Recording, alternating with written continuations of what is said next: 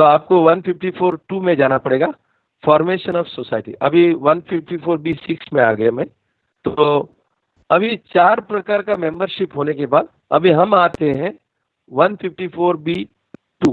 154(b)(2) में, क्योंकि अभी तक व्याख्या ही था, अभी हम आते हैं 154(2). उसमें क्या लिखा है कि किस टाइप का सोसाइटी रजिस्ट्रेशन होगा, और उसमें आपको ये बहुत इम्पोर्टेंट है कि यदि सोसाइटी करना है उसका मिनिमम यदि हाउसिंग सोसाइटी बनाना है 5 मेंबर चाहिए। Minimum requirement is how many members?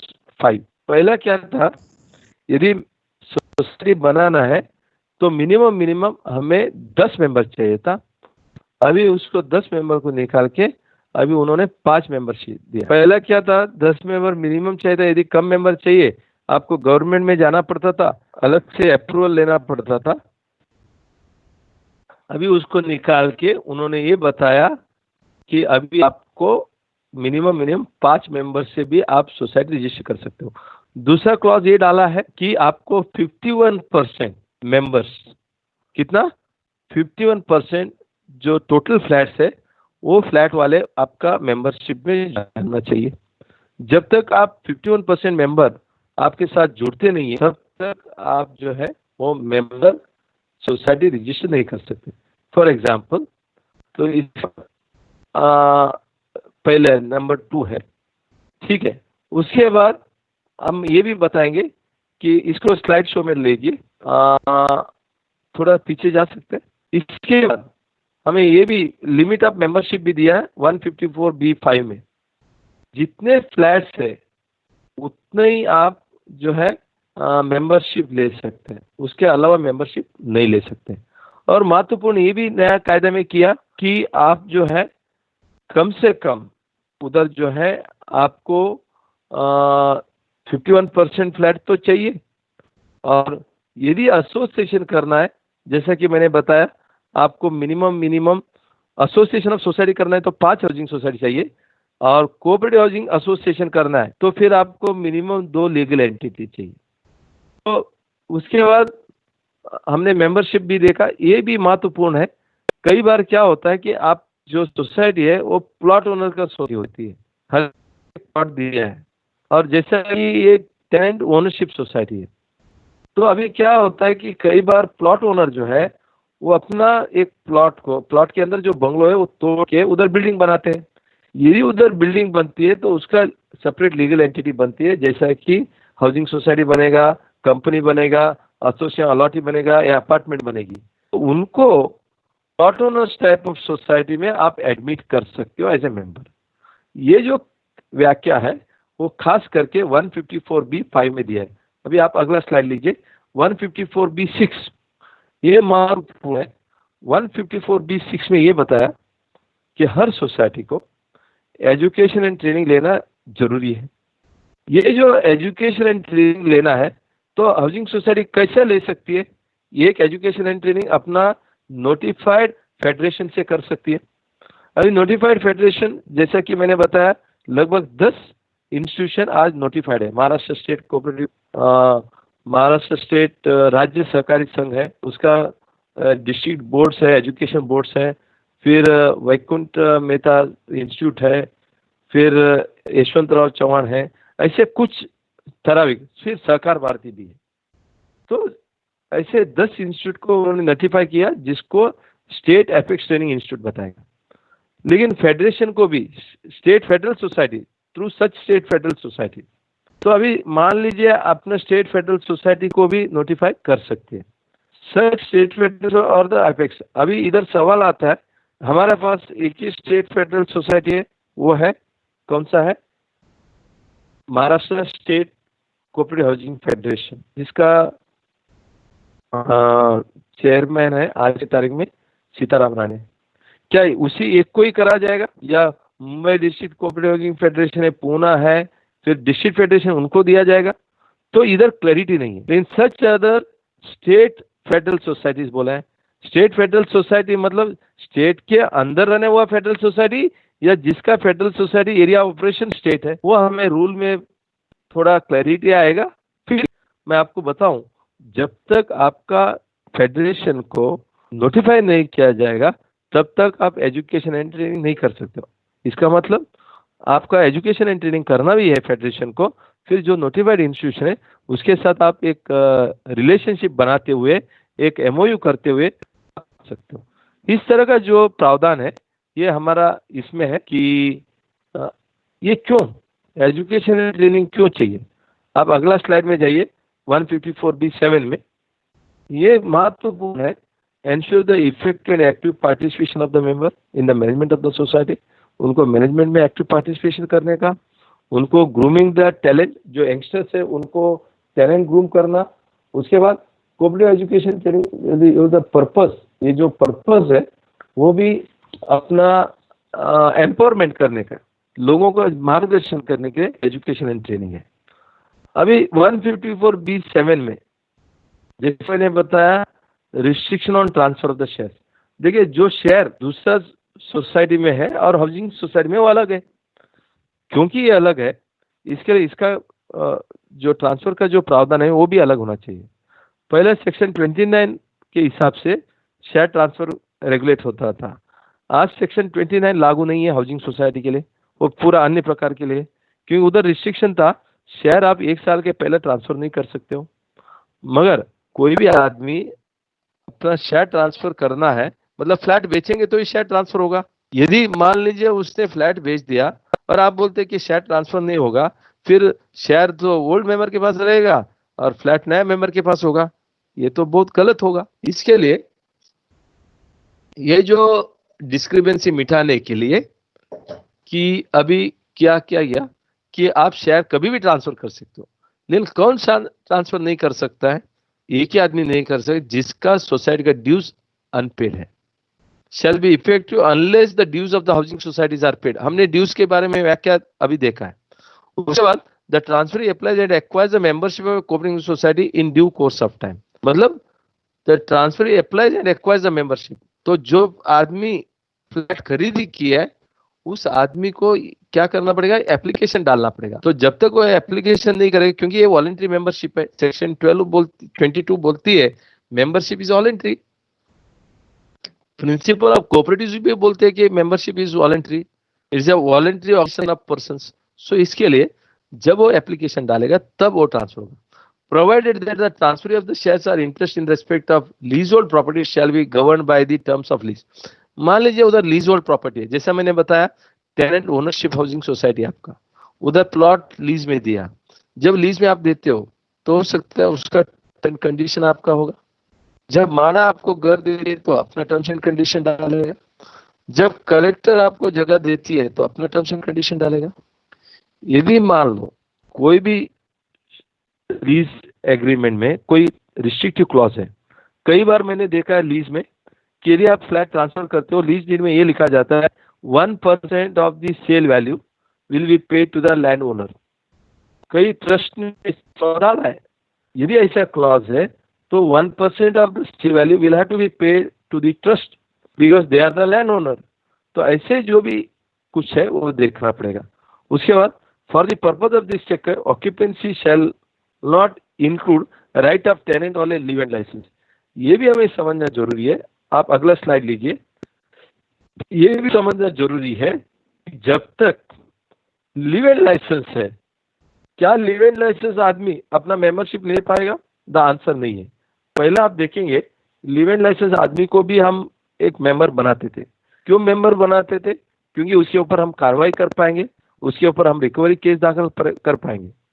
लेकिन अभी वो जरूरी नहीं है, क्योंकि एक ऑक्यूपायर ऑफ द फ्लैट यदि लीव एंड लाइसेंस में भी है, he is also consider as a defaulter. तो डिफॉल्टर के ऊपर सेक्शन 154B29 के हिसाब से जो आपने कल डीबी पाटिल साहब ने जो आपको गाइड किया उस हिसाब से आप रिकवरी कर सकते हो।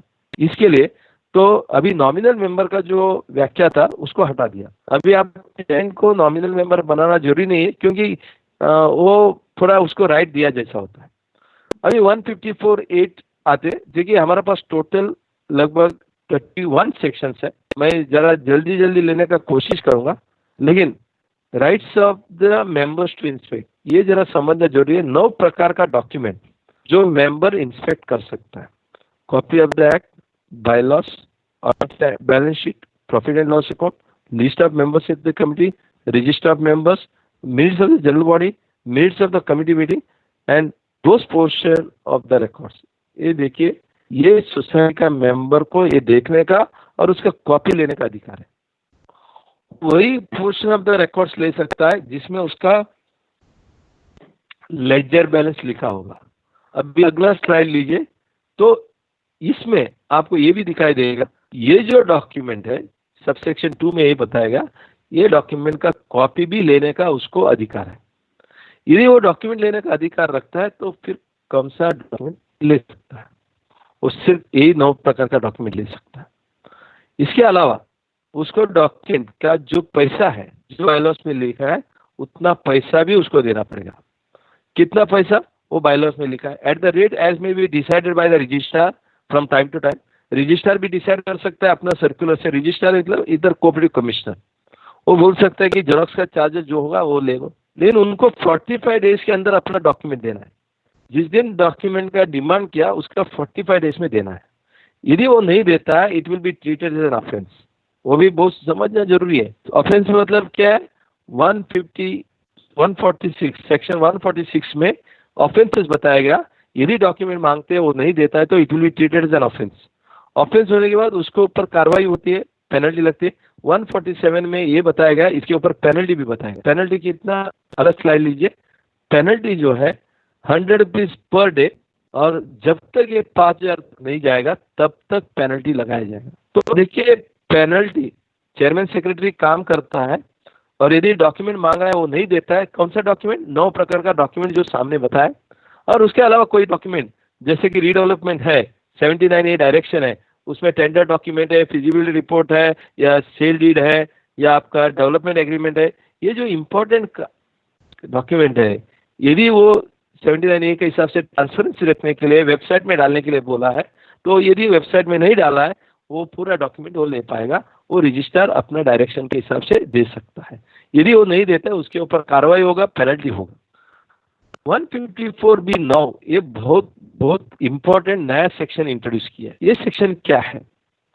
कई बार क्या होता है कि चेयरमैन सेक्रेटरी अपना निजी फायदा के लिए या कमेटी निजी फायदा के लिए कई बार अपना रिलेटिव को उसका सोसाइटी का मेंबर बना देती है।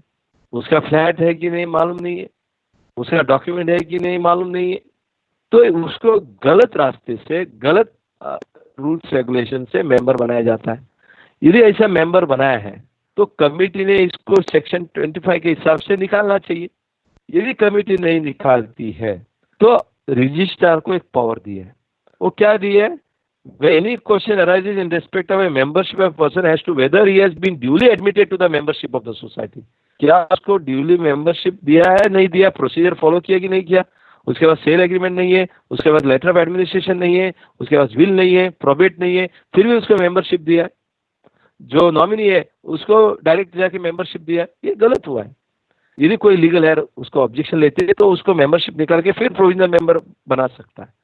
ये सोसाइटी को करना चाहिए, लेकिन सोसाइटी नहीं करती है तो फिर रजिस्ट्रार को ये पावर दिया, has been admitted in violations of the provisions of act rules and bylaws.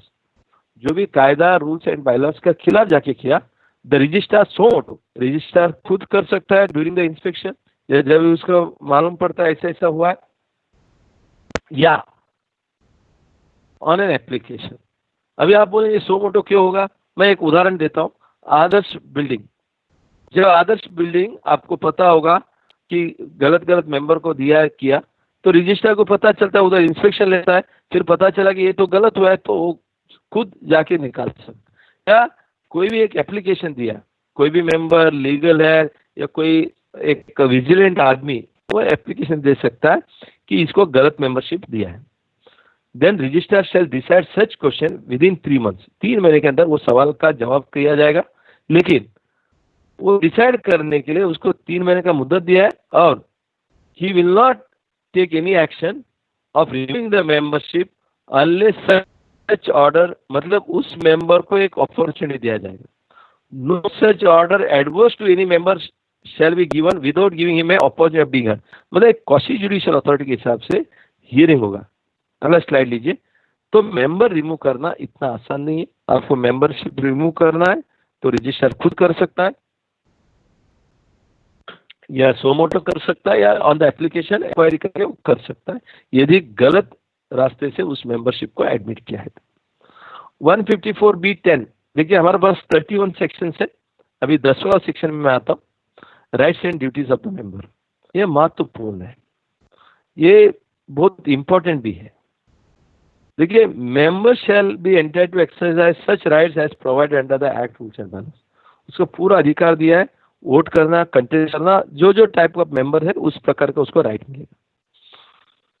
ये subsection 2, every member of a housing society, whether registered before the commencement of this act or after the commencement of this act, मान लो after the commencement of this act.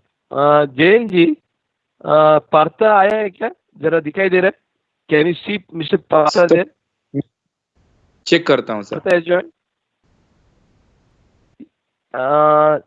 अपना नहीं sir, Garg साहब, यदि उनको वो भी एक ट्रेनिंग प्रोग्राम में थे, दूसरा एजुकेशन एंड ट्रेनिंग में थे, यदि वो फ्री हुआ है तो जरा फोन करके पूछ लीजिए उनको ज्वाइन करने के लिए। पूछ लेता हूं, वो 7:30 के बाद ज्वाइन करने के लिए बोल रहे थे। Let me check. बता, या प्लीज। तो rights and duties of a member वो हम समझने का कोशिश करेंगे। A member shall be entitled to exercise such rights as provided under the Act rules। मैंने बताया कि every member of a society, whether registered before or after the commencement of this act, जिसको plot of land allot किया या dwelling unit have been allotted, shall be issued a certificate allotment by cooperating society under its seal and signature in such form as may be prescribed, subject to the provisions of the Transfer of Property Act or the Registration Act or any allotment, including reallotment of a plot of the land or dwelling unit in the building of a cooperating society to its member as per the terms of the allotment. Terms of the allotment, as per the terms of the allotment, मतलब क्या है? Section 154B10 subsection 2 ये बता रहा है कि यदि कोई मेंबर को अपन मेंबरशिप दे रहे हैं, पहला भी रजिस्टर हुआ होगा, बाद में भी हुआ होगा, तो कमेंसमेंट ऑफ दिस एक्ट, तो हर एक को एक certificate of allotment of the flat और द प्लॉट देना पड़ेगा। ये certificate of plot and plot कैसा रहेगा? This will be as per the terms of what? It will be as per the prescribed rules. Rule में इसका एक format दिया जाएगा। अभी आपको मैं संक्षिप्त में ये बताऊं, ये रूल में क्या आएगा। रूल में ये बताया जाएगा कि so and so person has been allotted so and so flat, he has done such and such stamp duty registration, he is deemed to have been allotted so and so flat, और ये flat वो बेचना है तो permission लेना पड़ेगा या नहीं लेना पड़ेगा, किस तरह से क्या क्या डॉक्यूमेंट करना है, क्या क्या ऑक्यूपेशन आने के बाद उस बिल्डिंग में कैसा रहना है, ये पूरी टर्म्स एंड कंडीशन उस अलॉटमेंट लेटर में दिया जाएगा। ये रूल में अभी दिया जाएगा। जैन जी, मुझे लगता है कि स्क्रीन आया नहीं है, स्क्रीन गया। उसके बाद हम आते हैं कि महत्वपूर्ण कि जो नॉर्मली जो सोसाइटी है उसका एक बार मेंबरशिप आ गया, उसका राइट में हम आते हैं। तो अगला राइट है एसोसिएट मेंबर। एसोसिएट मेंबर मतलब जिसका नाम से शेयर सर्टिफिकेट ही नहीं है, मगर उसको जनरल बॉडी अटेंड करना है, तो उसको एक अथॉरिटी लेटर अपना मेंबर से लेना पड़ेगा। जब तक मेंबर अपना अथॉरिटी लेटर नहीं देगा, और अथॉरिटी लेटर लेने के बाद ही वो जनरल बॉडी अटेंड कर सकता है, फिर वोट कर सकता है। एसोसिएट मेंबर कंटेस्ट भी कर सकता है with the NOC of the member. उसी तरह से जो जॉइंट मेंबर है वो भी in the absence of the first member second member vote कर सकता है। इधर अभी रूल में शायद ऐसा भी आएगा, इवन जॉइंट मेंबर को भी अटेंड करना है तो उसको मेंबर का एक अथॉरिटी लेटर लगेगा। ये थोड़ा सा मैं इसके लिए ऑब्जेक्शन ले रहा हूँ as a member of the committee कि ऐसे आप हर आदमी प्रिंसिपल मेंबर से या फर्स्ट मेंबर से अथॉरिटी लेटर ले सकते, because he is a joint member. जब जॉइंट मेंबर है, फर्स्ट मेंबर मीटिंग में नहीं आया, सेकेंड मेंबर खुद आता है, उसका नाम शेयर सर्टिफिकेट में, उसको अलाउ करना चाहिए। दूसरा एक जो सवाल है जो कंफ्यूजन आ सकता है, मेंबर इंक्लूड जॉइंट मेंबर, क्या जॉइंट मेंबर एसोसिएट मेंबर का अपॉइंट कर सकता है? ये भी एक महत्वपूर्ण है, उसके ऊपर भी कोई क्लैरिटी नहीं है। वो भी क्लैरिटी जब आएगा तो रूल में वो डालने का पूरा प्रयास कर रहे हैं हम लोग, यदि वो हो सकता है तो वो भी आ जाएगा। तो उसके बाद जैन जी स्लाइड नहीं आ रहा है, उसके बाद हम आते हैं प्रोविजनल मेंबर। जैसा मैंने बताया प्रोविजनल मेंबर, या जो प्रोविजनल मेंबर है, प्रोविजनल मेंबर का एक महत्वपूर्ण हमें समझना है, वो है कि प्रोविजनल मेंबर अपना जो नॉमिनी है वो, तो उसको लीगल हेयर को रिकॉर्ड में लाना कंपलसरी है। जब तक लीगल हेयर को रिकॉर्ड में नहीं लाता है तब तक वो फ्लैट मॉर्गेज नहीं कर पाएगा, सेल नहीं कर पाएगा।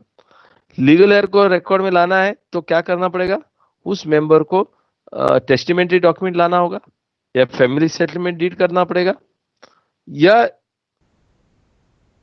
विल है तो प्रोबेट करना पड़ेगा। इस तरह का पूरी जानकारी उनको उसमें देना पड़ेगा। नेक्स्ट स्लाइड लीजिए। उसी तरह से हम ये देखते हैं, ये मैंने ऑलरेडी एक्सप्लेन किया कि मेंबर जैसा है उसका सोसाइटी का ड्यूज है टाइम टू टाइम देना है, ये भी उसका ड्यूटी है। राइट्स एंड ड्यूटी में ये भी आता है। Member shall vacate the flat when required for redevelopment, यदि रीडेवलपमेंट करना है उसको फ्लैट को वेकेट भी करना है। Also member shall have a right to contest the election, ये भी हमने डिस्कस किया। आगे बढ़िए। और एनी एक्शन, ये महत्वपूर्ण है, any action contemporary against the original member of the act shall be applicable to such associate member. मान लीजिए कोई भी एसोसिएट मेंबर के ऊपर कोई एक्शन लिया जाता है जो कमिटी में है, तो वो पूरी जो जिम्मेदारी है वो ओरिजिनल मेंबर में आएगा, मेंबर में आएगा। उसी तरह voting right, one man one vote. And आपको पता है मेंबरशिप जब वोटिंग की सवाल आता है, वो नॉर्मली क्या होगा, वो voting one man one vote ही होगा। लेकिन provided further that in the case of equality of vote, यदि मान लो इक्वालिटी ऑफ वोट है, फिर chairman of the society will have a voting, एक कास्टिंग वोट। वो जनरल बॉडी में भी हो सकता है, मैनेजिंग कमेटी में भी होगा। उसके provide that every right to vote shall be exercise personally, मतलब personally through the associate member. Associate member को भी एक अधिकार दिया through the letter of authority, या जॉइंट मेंबर या provisional member. Associate member shall have the right to vote with the prior written consent of the member. देखिए, written of the consent of the member is a must. उसी तरह से provisional member shall have a right to vote. Provisional member को कोई अधिकार नहीं चाहिए, उसको राइट टू वोट है। यदि आपको राइट टू वोट है, नेक्स्ट स्लाइड लीजिए, यदि आपको वोटिंग राइट है, इसका मतलब ये भी हो जाता है उस मेंबर को कंटेस्ट करने का भी अधिकार है। इसके लिए एसोसिएट मेंबर को एक बार जनरल बॉडी में अटेंड करने के प्रावधान है, तो फिर उसको वोटिंग करने का प्रावधान है, इसके लिए उसको कंटेस्ट भी करने का प्रावधान है। इतना ही है, उसको फर्स्ट मेंबर से या मेंबर जिन्होंने उसको अपॉइंट किया उससे आपको एक एनओसी लेना पड़ेगा। In the case of a joint member, the person whose name stands first in the share certificate shall have the right to vote. In his absence, the person whose name stands second will have the right to vote. And if both are present, the person whose name stands third. कितने associate member हो सकते हैं? कितना भी हो, joint member कितना हो सकता है? जितने लोगों के नाम से फ्लैट है वो सब जॉइंट मेंबर हो सकता है। फॉर एग्जाम्पल, मेरा फादर के नाम से फ्लैट है, हम लोग 8 बच्चे लोग हैं, फिर 8 का 8 लोग जॉइंट मेंबर बन सकते हैं, कोई प्रॉब्लम नहीं है। तो इस तरह से फर्स्ट मेंबर नहीं तो सेकंड मेंबर वोटिंग करेगा, सेकंड नहीं तो थर्ड करेगा। In the case of a associate society, ये महत्वपूर्ण है, एसोसिएट सोसाइटी या cooperative housing society association, cooperative housing association, authorised member of the society shall have a right to vote. जिसको general body या managing committee authority देगी वही member behalf of that association के जो सोसाइटी की तरफ से वोट करेगा। In the case of A company firm, जो आदमी को आप अथॉरिटी देते हो वो आदमी जो मैनेजर हो सकता है, सीईओ हो सकता है, डायरेक्टर हो सकता है, आप जिसको भी अथॉरिटी दोगे वो अपना जाके वोटिंग राइट कर सकता है। अगला स्लाइड लीजिए। तो इसी तरह से 154B 11 रेगुलेट्स वोटिंग राइट। ये पहला था। यदि आपको मैं बताऊं सेक्शन 26 एंड 27, सेक्शन 26 एंड 27 में समझना चाहिए, बहुत इंपॉर्टेंट है। उस टाइम में active member and non active member था। अभी नया कायदा में आपको active member and non active member निकाल दिया। J1 J2 रजिस्टर नहीं चाहिए, अभी J1 रजिस्टर ही रहेगा, J रजिस्टर ही रहेगा। अभी ये क्यों किया? क्योंकि हाउसिंग सोसाइटी में active member non active member व्याख्या करना ये बहुत मुश्किल पड़ती है। और आदमी इधर जैसा मैंने बताया, ये इकोनॉमिक पार्टिसिपेशन हर मेंबर को करना जरूरी था, इसके लिए non active member non active member रखा था। हाउसिंग सोसाइटी इकोनॉमिक पार्टिसिपेशन क्या है? बाइंग ऑफ ए फ्लैट, वो तो ऑलरेडी उसने कर चुका है, तो फिर काय के लिए उसको एक्टिव नॉन एक्टिव करना? इसके लिए उस व्याख्या को निकाल दिया। तो अभी आते हैं 154B12। जैसा ये एक ही सेक्शन है जिसमें आपको पूरी जानकारी दिखाई देगा। आप अगला स्लाइड भी ले सकते हैं। मेंबर में transfer is share right title interest in the property in the by way of registered document. ये महत्वपूर्ण है। जब तक आप एक रजिस्टर्ड डॉक्यूमेंट नहीं बनाते हो, अपना right title interest in the flat आप ट्रांसफर नहीं कर सकते हो। ट्रांसफर के लिए पहले 1 साल का मुद्दत चाहिए था, अभी 1 साल का मुद्दत नहीं चाहिए। But you need to have at least registered document which need to be stamped and duly registered। उसी तरह से सेक्शन 154B13 हो गया। 13 में क्या बताएगा? Transfer of interest of a member on the death of a member. मान लो member का डेथ होता है तो क्या होगा? मेंबर का जो right and interest will be transferred in the name of on the basis of testamentary document, succession certificate, legal heir certificate or a document of family arrangement executed by the persons who are entitled to inherit the property of a deceased member or to a person duly nominated with accordance with the rules। यदि nomination किया है तो उसको provisional member करके transfer किया जाएगा और उसका काम है लीगल हेयर को लाना। लीगल हेयर को लाना है तो आपको टेस्टिमेंट्री डॉक्यूमेंट जैसा प्रोबेट है, विल है, लेटर ऑफ एडमिनिस्ट्रेशन है, आपको लाना है, सक्सेशन सर्टिफिकेट लाना है, लीगल हेयरशिप लाना है, या फैमिली अरेंजमेंट जिसको हम बोलते हैं release deed, lease deed, gift deed आप करके आइए, ताकि उस बेसिस में आपको हम ट्रांसफर कर सकते हैं। Provided that the society has been nominee as a provisional member after the death of the member till what day? Till he brings the legal on record. तो जैन जी अगला स्लाइड लीजिए। 154B सेक्शन 14 क्या है वो भी समझ लेते, लेकिन सेक्शन 13 में ये भी बताएगा कि we will be transferring the till nominee brings legal hair.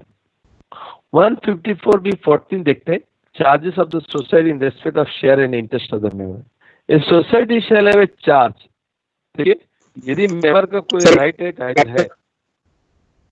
पार्थार्थी sir join हो गए हैं, आपको इन्फॉर्मेशन मिली। Very good. Partha ji, I will request you to take it forward because I have a throat problem। Partha? Yes, sir. Can you hear me, sir? Yeah, I can hear you. Now you can take it forward. Thank you. अभी हम webinar का ये part यहीं पर समाप्त करते हैं। मैं केसीगर सभी आयोजकों की तरफ से आप सबका बहुत बहुत धन्यवाद करता हूं कि आपने ये प्रोग्राम देखा।